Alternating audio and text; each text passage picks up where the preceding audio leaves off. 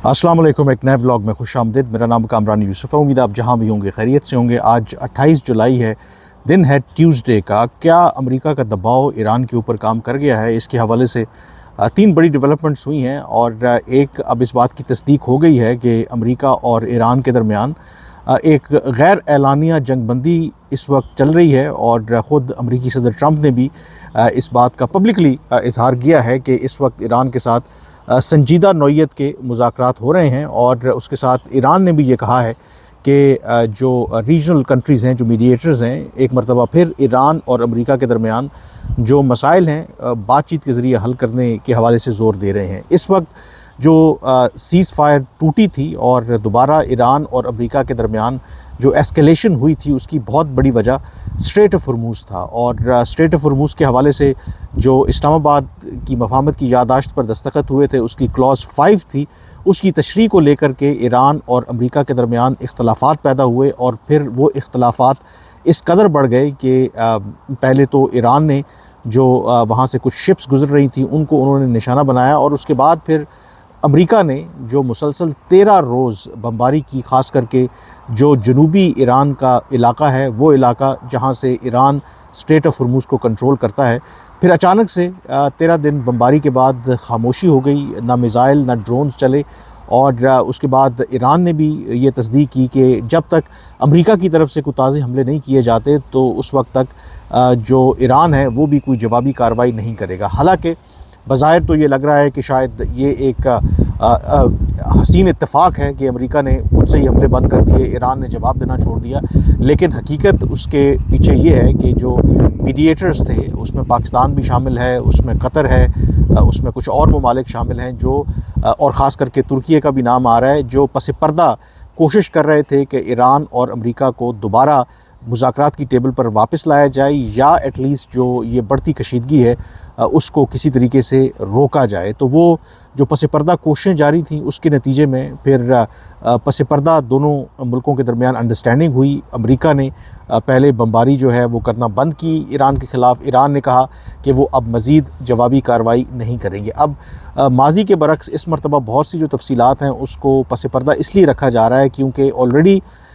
Islamabad MOU पर दस्तखत होने के बावजूद जिस तरीके से इस सारे प्रोसेस में रुकावटें सामने आईं, तो मीडिएटर्स को भी और जो प्रिंसिपल पार्टीज़ हैं उनको यही लगा कि जब तक कोई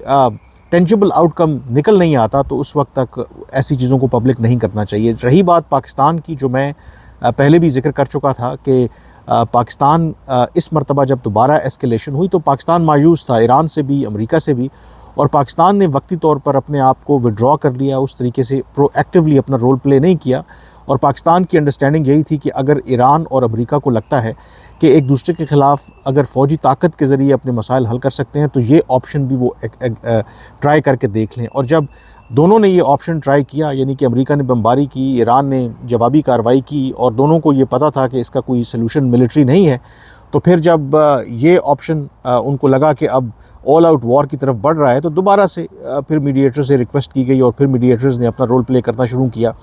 तो इस वक्त जो सबसे बड़ा, जो मैंने कह रहा था कि अमेरिका का दबाव क्या काम किया है, उसमें दो तीन बड़ी चीज़ें सामने आई हैं स्ट्रेट ऑफ हॉर्मज़ को लेकर के। स्ट्रेट ऑफ हॉर्मज़ को लेकर के एक नई तजवीज़ सामने आई है, बल्कि इस सारी कहानी को आप समझें कि एक तरफ ईरान और अमेरिका की मीडिएटर्स के ज़रिए बातचीत हो रही है,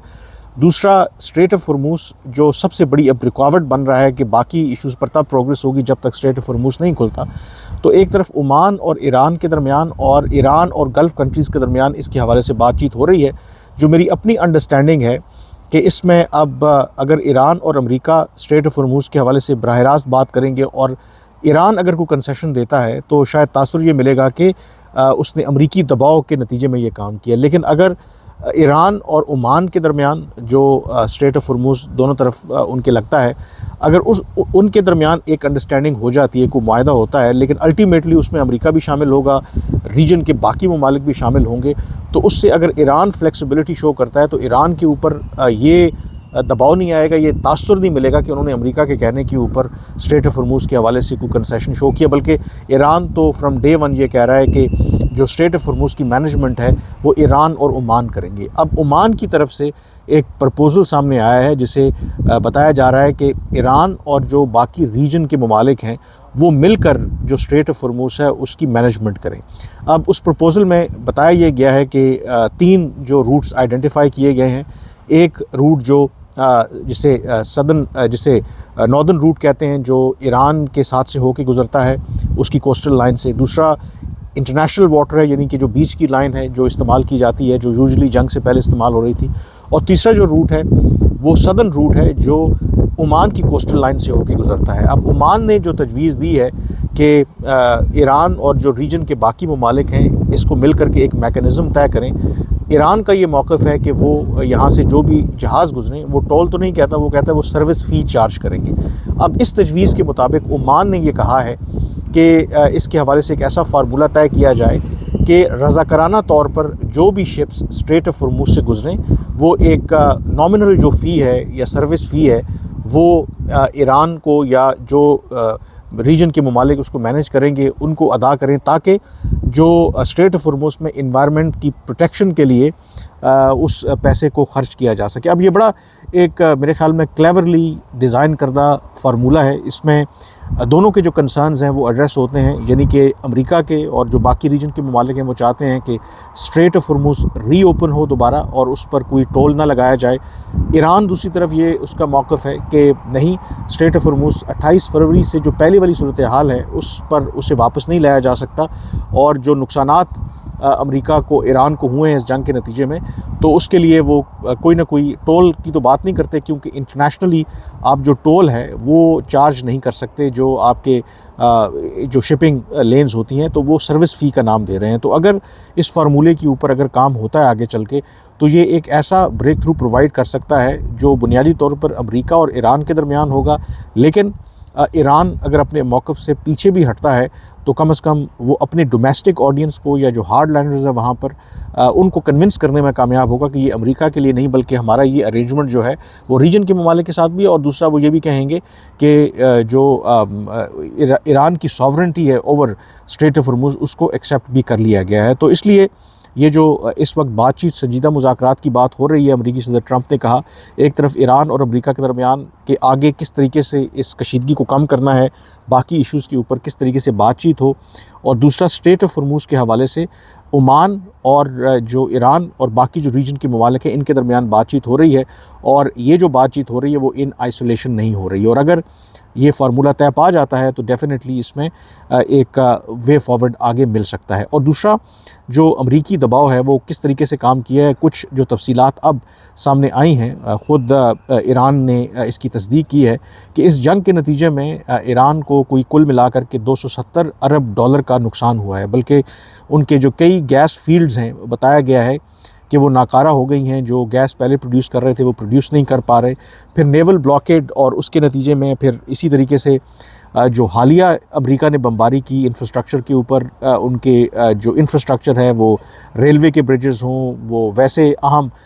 جو پل ہوں، ان کو جس طریقے سے نشانہ بنایا گیا، تو ایران کو ریکور کرنے کے لیے اس کے لیے کافی ٹائم درکار ہوگا۔ تو کیا وہ جو 13 دن کی بمباری تھی اس کے نتیجے میں ایران مجبور ہوا ہے کہ اسٹریٹ آف ہرموز کے حوالے سے عمان کے ذریعے ہی صحیح، لیکن اصل میں جو ریجن کے ممالک ہیں ان کو کنسرنز کو ایڈریس کرنے کے لیے وہ اب فلیکسیبلٹی شو کر رہا ہے، تو کیا وہ جو حکمت عملی ہے اس نے کام کیا؟ اور دوسری طرف امریکہ بھی مشکل میں ہے۔ جو تازہ سروے آیا ہے اس میں بتایا گیا ہے کہ اس جنگ کو لے کر کے ہر جو میجورٹی جو امریکنز ہیں وہ خوش نہیں ہیں امریکی صدر ٹرمپ سے، اور ان کا خیال ہے کہ بغیر کسی کلیئر اہداف کے امریکہ نے یہ جنگ چھیڑی ہے، اور اس جنگ کا نقصان جو ہے وہ امریکہ کو ہو رہا ہے۔ تو امریکی صدر ٹرمپ بھی اس جنگ سے نکلنا چاہتے ہیں، اور ایران میں جو سینر وائسز ہیں وہ بھی چاہتے ہیں کہ جنگ اگر یہ طول پکڑے گی تو مزید ایران کو نقصان ہوگا۔ اور پھر ایک اور انڈیکیشن جو اب مل رہی ہے، کیونکہ ایک تو یہ فرنٹ تھا امریکہ اور ایران کے درمیان، اور لیٹلی ہم نے دیکھا کہ ہوتیز ہیں اور سعودی عرب کے درمیان بھی ایک فرنٹ کھلتا ہوا نظر آ رہا تھا، اور ہوتیز جن کی حمایت ایران کرتا ہے انہوں نے یہ دھمکی دی تھی کہ وہ ایک اور اہم پانی کی جو گزرگاہ ہے، سمندری گزرگاہ ہے باب المندب، اس کو بند کر سکتے ہیں۔ لیکن اب جو ہوتیز ہیں ان کی طرف سے بھی یہ سٹیٹمنٹ سامنے آیا ہے کہ وہ جو باب المندب ہے اس کو بند کرنے کا ان کا کوئی ارادہ نہیں ہے. تو یہ جو سگنلنگ ہو رہی ہے اس سے آپ اندازہ کر سکتے ہیں کہ جو پس پردہ بات چیت ہو رہی ہے اس میں ایک پازیٹیو پیش رفت ہو رہی ہے. اور اس میں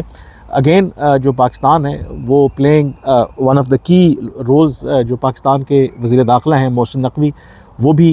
دورے پر ہیں قطر کے, اور آپ کو پتہ ہے کہ محسن نقوی سارے عمل میں انوالو رہے ہیں. پھر جو کویت کے فارن منسٹر ہیں وہ بھی پاکستان آج پہنچ رہے ہیں اور یہ بھی ایک امپورٹنٹ دورہ ہے. تو ملٹیپل فرنٹس کے اوپر جو ڈیولپمنٹس ہو رہی ہیں, اور ایک اچھی بات یہ ہے کہ مارکیٹ بھی پازیٹیولی ریئیکٹ کر رہی ہے. جو دوبارہ کشیدگی بڑھ رہی تھی تو تیل کی قیمتوں میں جس طریقے سے اضافہ ہو رہا تھا, ایک مرتبہ پھر تیل کی قیمتوں میں کمی آئی ہے, اور جو تیل کی قیمتیں پہلے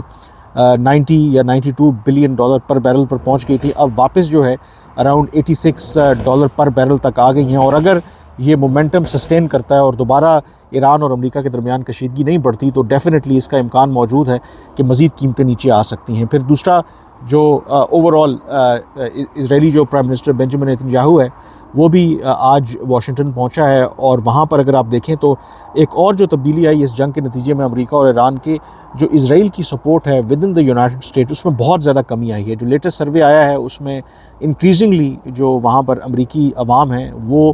خلاف ہیں کہ جس طریقے کی انکنڈیشنل سپورٹ اسرائیل کو پرووائڈ کی جاتی ہے. انفیکٹ بنجامن نیتن یاہو جب واشنگٹن پہنچے تو ان کے موٹرکیڈ کو روکنے کی بھی کوشش کی گئی. وہاں پر فلسطین کے حق میں مظاہرے ہو رہے تھے, نیتن یاہو کے خلاف مظاہرے ہو رہے تھے. تو یہ بھی ایک بہت بڑا فیکٹر ہے کہ جو جنگ امریکہ نے اسرائیل کے کہنے کے اوپر چھیڑی, اب اس کی جو سپورٹ بیس ہے with in the U S, ایک تو ایران کے خلاف جنگ کی وہ نہیں ہے, اور دوسرا کہ بلا وجہ جو اسرائیل کو اس طریقے سے امریکی انتظامیہ سپورٹ کرتی ہے اس کے بھی خلاف ہے. اور یہی وجہ ہے کہ وہ فرسٹریشن جو ہے اب پبلکلی بھی اس کا اظہار ہوتے آپ کو نظر آتا ہے. امریکی vice president J D Vance کہہ چکے ہیں کہ جس طریقے سے اسرائیلی جو لابی ہے وہ پیسہ استعمال کرتے ہوئے اسپیسیفکلی ٹارگٹ کر رہی ہے ان کوششوں کو کہ جس کے نتیجے میں ایران کے ساتھ کوئی مفاہمتی جو ڈیل ہے وہ نہ ہو سکے, اور جو اسرائیل ہے وہ اس کے راستے میں رکاوٹ بن رہا ہے. تو اوورال جو ایک میں پہلے بھی ذکر کر چکا تھا کہ یہ جنگ ایسکولیشن اگر ہو بھی رہی تھی تو شاید کسی کے مفاد میں نہیں ہے کہ ایک آل آؤٹ وار ہو, اور آل آؤٹ وار کی طرف جانا بھی نہیں چاہتے. تو اگین ہم اس سٹیج پر واپس آ گئے ہیں کہ دونوں نے ایک دوسرے کے خلاف طاقت کا استعمال کر کے دیکھ لیا ہے ایران اور امریکہ نے, اور ایک مرتبہ پھر وہ بات چیت کی طرف واپس آنا چاہ رہے ہیں, بات چیت کر رہے ہیں. اور یہی بات پاکستان پہلے دن سے ان سے کہہ رہا تھا کہ آپ کے مسائل کا حل جو ہے وہ بات چیت کے ذریعے ہے. اب دیکھتے ہیں کہ کیا یہ مذاکرات کا جو نیا دور ہے اس کے نتیجے میں کچھ اس طرح کا جو بریک تھرو ہو پاتا ہے کہ جو اسے سسٹین کر سکے, کیونکہ جو ایشوز ہیں ایران اور امریکہ کے درمیان وہ اتنے گمبھیر ہیں اور اس میں کئی اس کے اندر اینگلز ہیں. ایک تو ایران اور امریکہ ہے, پھر امریکہ کی اپنی ڈومیسٹک پالیٹکس ہے, ایران کی اپنی ڈومیسٹک پالیٹکس ہے. تو اس بیچ کسی بھی پروسیس کو اس طریقے سے کامیاب کروانا اتنا آسان نہیں ہے. But nevertheless at least ایک پاز آپ ضرور دیکھ رہے ہیں وچ از اے پازیٹیو تھنگ. اب دیکھتے ہیں کہ فردر اس کے حوالے سے کیا ڈیولپمنٹ ہوگی, جو بھی اپڈیٹ ہوگی میں آپ کو آگاہ کرتا رہوں گا. لیکن فی الحال آپ سے اجازت چاہوں گا. اللہ حافظ.